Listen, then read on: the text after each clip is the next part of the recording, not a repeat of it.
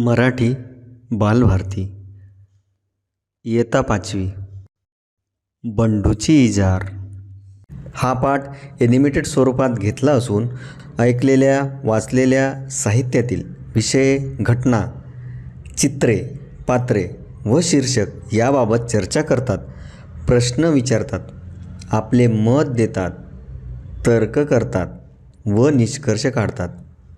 ही अध्ययन निष्पत्ती साध्य करण्याचा प्रयत्न आहे. तर चला मग ॲनिमेटेड स्वरूपात बंडूची इजार हा पाठ पाहूया. बावजी गावचा बंडू शांत व कष्टाळू.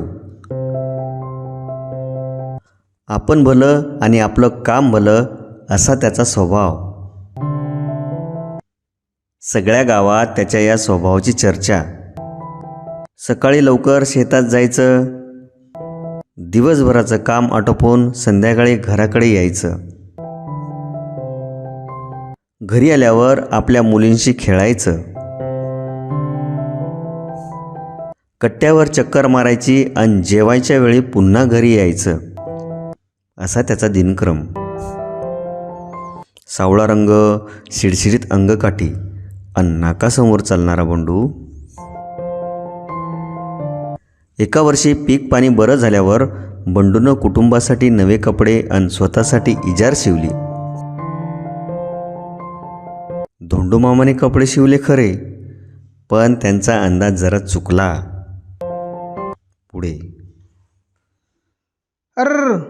इजार जरा लांब झालंय, चांगली 4 बोटं लांब झालंय. आता पुन्हा धोंडू मामाकडे जायचं म्हणजे? अग इजार जरा 4 बोटं कमी करून टाकं घालतीस का?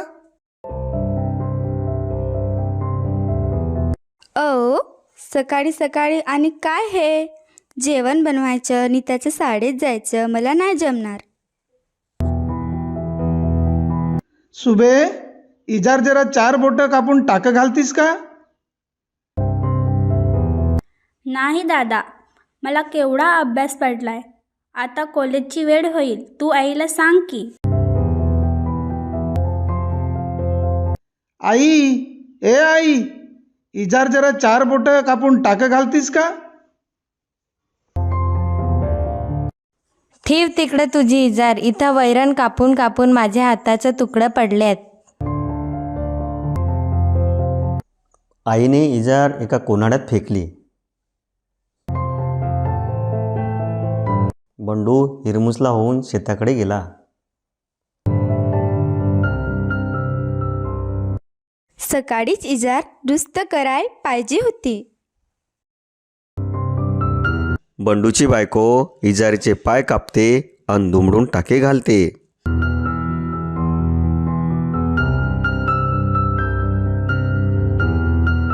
आपला भाऊ किती राबतो, कष्ट करून मला कॉलेजला पाठवतो. मी दादाचं इतकंही काम करू नये.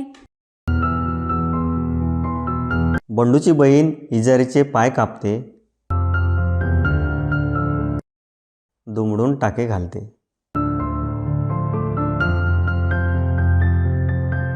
उगा खेचकले पोरावर, एवढा राबतोय पोरगा. बंडूची आई इजारीचे पाय कापते, दुमडून टाके घालते. आपलं काम आपणच केलेलं बरं. बंडू इजारीचे पाय 4 बोटं कापतो व टाके घालतो. आयो, सगळेजण आश्चर्याने पाहतात. मी इजार 4 बोटं कापली. मी पण. अगं बया, मी पण इजार 4 बोटं कापली. आणि मी पण.